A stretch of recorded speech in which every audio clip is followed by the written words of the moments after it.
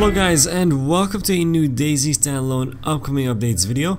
Of course, with this one we're going to be starting off by talking about the 6.3 update. This time they commented a little bit more about the gameplay system changes that will be coming with this update, and they said that, simply put, things just flat out operate differently. Not only do all these extensive changes coming in 6.3 and beyond allow us to bring DayZ to be the experience we want it to be, also allows us to get rid of the nasty pesky issues related to previous system limitations. Things like addressing the nasty Apple spam that people do, or frustrating deaths at short heights, or even duplication through abuse of animation system glitches. And those are just a few issues that have plagued DayZ Standalone for a while, so hopefully 6.3 is the beginning of the end for those bugs in DayZ Standalone.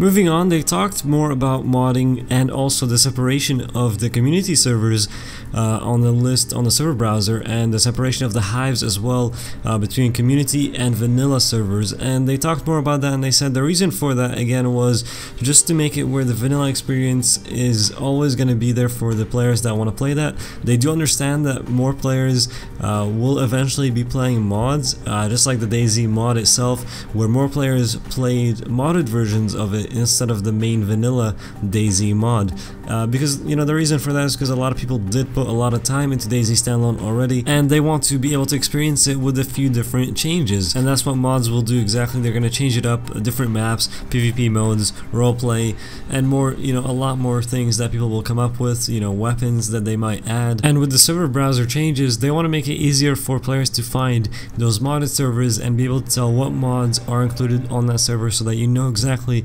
what you'll be going into on that community server. Also, another interesting part they talked about, they said that the vanilla experience, of course, will be a consistent experience that the players can expect, but the community one, where when the beta hits, which is the 6.3 update, you'll see a large variety of different gameplay and tweaks. I'm not sure what they mean exactly by that. It could mean that the server files will be released so that, server owners will be able to change and tweak many different things when 6.3 hits, or it could mean that modding might be coming in that beta update, but we don't know. They haven't said much about that. They haven't said when those server files will be released, but those will open up a lot of things for the server owners to be able to change with the DayZ Standalone servers and those community servers that they have. So it's going to be interesting to see what happens, but this is all good. This is something that might bring a lot of people back into the game. Mods were a huge part of the DayZ mod itself, so and that did give it a lot more life, and hopefully that brings life back into DayZ Standalone when these changes do come. Of course, vanilla, for you guys that enjoy just vanilla, that's always going to be there, and it's probably something that I'll still fall back to as well whenever I just want that vanilla experience. But sometimes you just want more content, you want more things, and the vanilla can't really provide all those things for everyone. So that's what mods will do. They're going to provide different things, different content that a lot of different variety of people will enjoy. So that's what I'm looking forward to. That's it for the modding section. Let's move on and see what else we got. Okay, so next we're looking at what each team is currently focused on.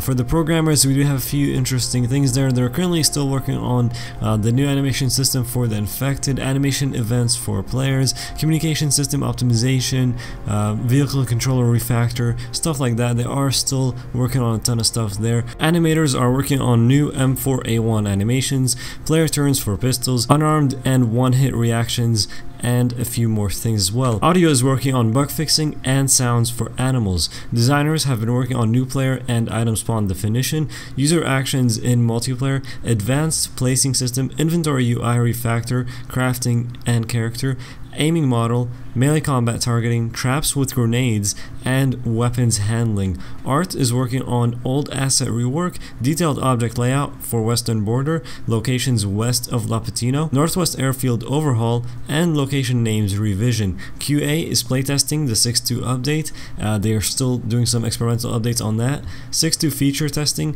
internal client stabilization, and CLE testing, which is the central loot economy testing. So as you can see, a lot of of work being done there. The team is definitely busy. Moving on, they talked a bit about the future of the map changes that are coming into the 6.3 update, and they start off by saying with the 6.2 update being on stable branch for over a month now, they have pretty much transitioned strictly to goals for the 6.3 update onward, and the primary focus and changes for the map are going to be the overhaul to the northwest airfield, finalization of the tourist trails, and additional locations on the western border of Trinaris, along with overall tweaks to the area.